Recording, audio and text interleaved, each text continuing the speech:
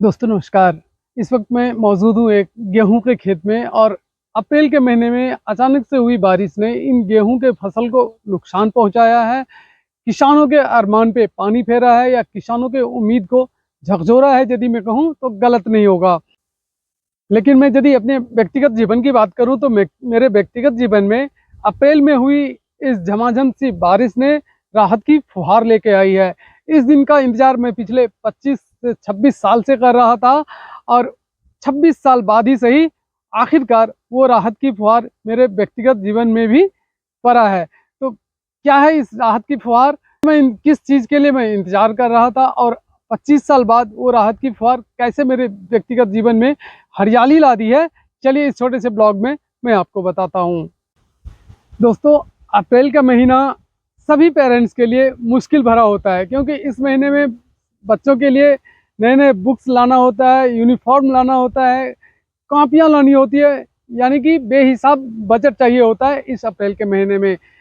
मैं भी पिछले 25 से 26 साल इस अप्रैल के महीने से जूझा हूँ, तो मुझे पता है कि अप्रैल का महीना कितना टफ रहता है एज ए पेरेंट्स।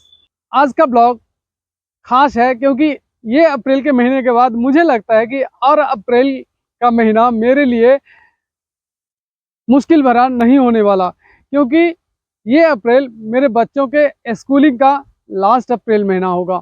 राहत की फुहार की जिक्र हुई है तो मैं बता दूं कि मेरे 3 बच्चे में से बड़े बच्चे का सिलेक्शन हो गया, वो जॉब में चला गया। इस वजह से मेरे व्यक्तिगत जीवन में कुछ ही सही राहत की फुहार तो ज़रूर आई है। तो उसको कहाँ जॉब मिला, कितना सैलरी मिला, किस जगह वो जॉब में गया है और क्या काम मिला है उसको, ये सब इस छोटे से ब्लॉग में मैं आपसे शेयर करने वाला हूँ। मुझे लगता है ये ब्लॉग जब आप देखेंगे और सुनेंगे तो आपको लगेगा कि ये मेरी नहीं बल्कि आप सभी की कहानी है।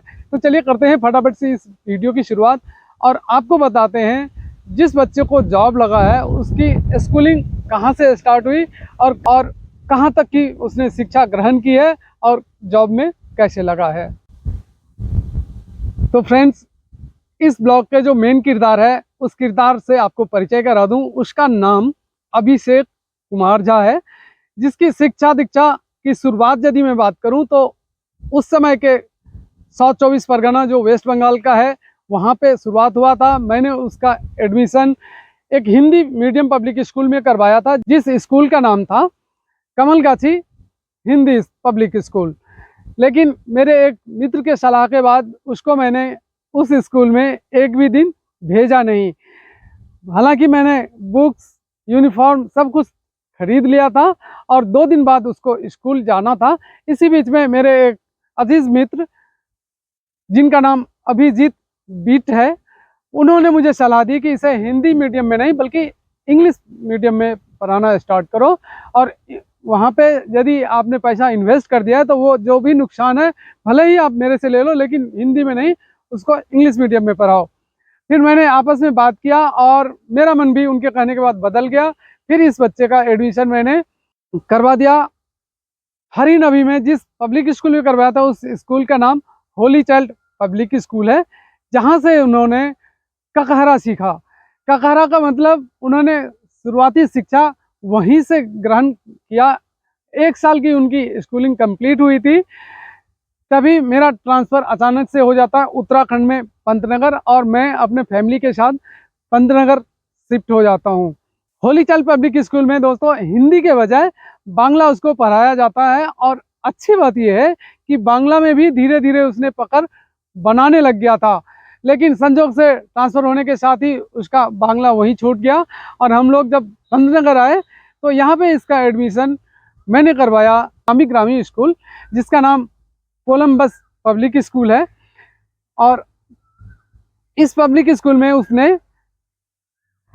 क्लास 1 से 10 तक की शिक्षा ग्रहण की। कोलंबस एक अच्छी खासी रकम वसूलती है, स्कूल बढ़िया है तो जाहिर सी बात है उसकी फ़ीस भी अच्छी खासी होगी। लेकिन मैंने फीस की नहीं बल्कि फ्यूचर की बात सुनी और इसका एडमिशन कोलंबस पब्लिक स्कूल में कराया। और कोलंबस पब्लिक स्कूल में उसने क्लास 1 से 10th तक की शिक्षा ग्रहण की है। जी हाँ, 10th तक ही उसने कोलंबस से पढ़ा। फिर उसके बाद हम उसको दूसरे पब्लिक स्कूल में शिफ्ट कर दिए इसी शहर के, जिस स्कूल का नाम RAN पब्लिक स्कूल है।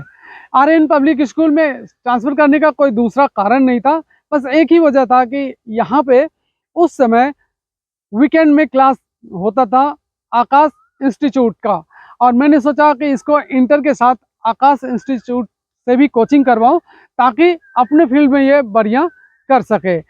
मैंने इसको वहाँ पे मेडिकल लाइन में एडमिशन करवाया था, और मेडिकल में एडमिशन वो इंटर के साथ ही कर रहा था। तो इंटर में बढ़िया रिजल्ट लाने के बाद भी उसने मेडिकल में भी क्वालिफाई कर लिया था, जो क्वालिफिकेशन मार्क्स होता है वो अचीव कर लिया था, लेकिन इतना बढ़िया मार्क्स उसका नहीं था जो गवर्नमेंट मेडिकल कॉलेज उसको मिल सके। फिर धीरे धीरे अचानक से इसका जो सेकंड ख्वाहिश था, जो सेकंड चॉइस था, वो एग्रीकल्चर का इसने चुना और एग्रीकल्चर में ही अपना करियर बनाने का ठान लिया।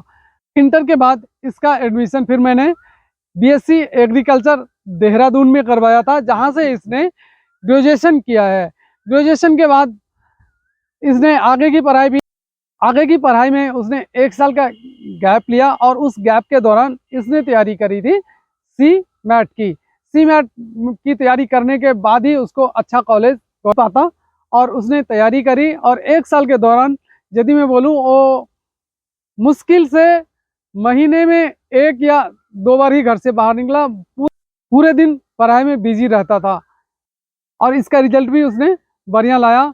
पूरे साल लगन से पढ़ने के बाद उसको 99.42 परसेंटाइल मिला था CMAT में, जिसके वजह से हिंदुस्तान का बेहतरीन मास्टर डिग्री कॉलेज में से एक सेंट्रल गवर्नमेंट का कॉलेज है वो पुणे में, जिसका नाम BAMNICOM है। BAMNICOM में उसने एडमिशन लिया, जहां से MBA एग्री बिजनेस मैनेजमेंट किया। और MBA का वो ये कॉलेज सेंट्रल गवर्नमेंट का जरूर है, लेकिन खर्चा इसमें भी ठीक ठाक है। लेकिन यदि आप कंपेयर करें प्राइवेट बढ़िया कॉलेज से, तो उसके मुकाबले बहुत कम है। लगभग 8.5 लाख रुपये का 2 साल का फीस है इस कॉलेज का, और इसमें CMAT के जरिए एडमिशन होता है। कॉलेज कंप्लीट होने से पहले ही उस कॉलेज के हर एक बच्चे को प्लेसमेंट मिल जाती है, यानी कि जब से ये कॉलेज स्टार्ट हुआ है तब से लेके अब तक हर एक बच्चे को जॉब कॉलेज में ही मिल जाता है। उस कॉलेज में एडमिशन का मतलब है, यानी कि BAMNICOM में एडमिशन का मतलब है कि बढ़िया जॉब की गारंटी। और अक्टूबर से कंपनियां आने लग जाती है उस कॉलेज में, और बच्चे को सिलेक्ट करने लग जाती है। ताकि ई-कॉमर्स कंपनी है जिसका नाम बिग बास्केट है। जी हाँ, बिग बास्केट में इसको प्लेसमेंट मिला है। जो टाटा की एक कंपनी है, आपने देखे होंगे टीवी पर कई बार आया करता था शाहरुख खान का बिग बास्केट का, वही बिग बास्केट है, जहाँ पे इनको सप्लाई चेन में मैनेजमेंट का काम मिला है। मेनली इसको परचेज देखना है सप्लाई चेन में, और लोकेशन इसको मिला है महाराष्ट्र का नासिक। नासिक में कई तरह के फलों और सब्जियों की खेती बड़े पैमाने पर किया जाता है। वहाँ से इनको किसानों से डायरेक्ट परचेज करना है अपने ग्रुप के लिए, और वो सब्जी या फल फिर वो ई-कॉमर्स कंपनी द्वारा बेचा जाएगा। बिग बास्केट ने BAMNICOM से कुल 3 बच्चों को सेलेक्ट किया था, जिसमें से एक अभिषेक भी था। तीनों बच्चे को अलग अलग लोकेशन पे भेजा गया है। 1 सप्ताह के ट्रेनिंग के बाद वो कल ही नासिक के लिए रवाना हो जाएगा और अपना काम स्टार्ट कर देगा। सैलरी की यदि बात करूं तो एग्जैक्ट अमाउंट बताना तो ठीक नहीं होगा, क्योंकि सभी कंपनियों की ऐसी रूल एंड रेगुलेशन होता है कि आप सैलरी डिस्क्लोज नहीं कर सकते। तो मैं एग्जैक्ट अमाउंट तो नहीं बता पाऊंगा इसका, लेकिन आभास के तौर पे आपको बता दूं कि मैं भी एक मल्टीनेशनल FMCG ग्रुप में काम करता हूं, और वहां पे 1-2 साल नहीं, लगभग 29 साल से मैं काम कर रहा हूं इसी कंपनी के साथ। और मेरी सैलरी अभी तो क्या, जब मैं शायद रिटायर करूंगा तब भी वहां तक नहीं पहुंच पाऊंगा जहां पे as a trainee Abhishek start किया है।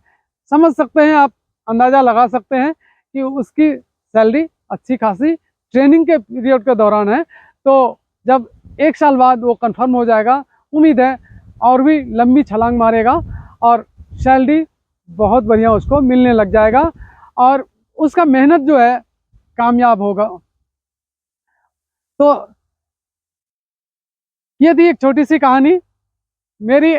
और आप सब लोग भी अपने बच्चों के लिए अच्छे भविष्य की कामना करते होंगे। आप लोगों ने भी बहुत ज़्यादा अपने बच्चों के लिए अपने आप से समझौता किए होंगे, मैंने भी किया था। कुछ ही लोग ऐसे होंगे जो अपने बचपन में ही अपने अच्छे दिन की कामना कम और बच्चों के भविष्य का कामना ज़्यादा करते हैं। उसमें से एक मैं भी था। मैं भी जब बचपन में था तो मुझे अपने अच्छे साल की कोई ख्वाहिश नहीं थी। मेरी एक ही ख्वाहिश थी कि मैं अपने बच्चे को अच्छे ढंग से परवरिश कर सकूं, अपने बच्चे को बेहतर लाइफ दे सकूं। और इसके लिए मैंने बहुत ज़्यादा समझौता किया। मैंने अकेले नहीं बल्कि हम दोनों ने, वाइफ और मैंने दोनों भी बहुत ज़्यादा समझौता किया और अपने ख्वाहिश को अभी भी तिलांजलि दे रहा हूँ और देता आया हूँ ताकि मेरे बच्चे का भविष्य बेहतर बन सके।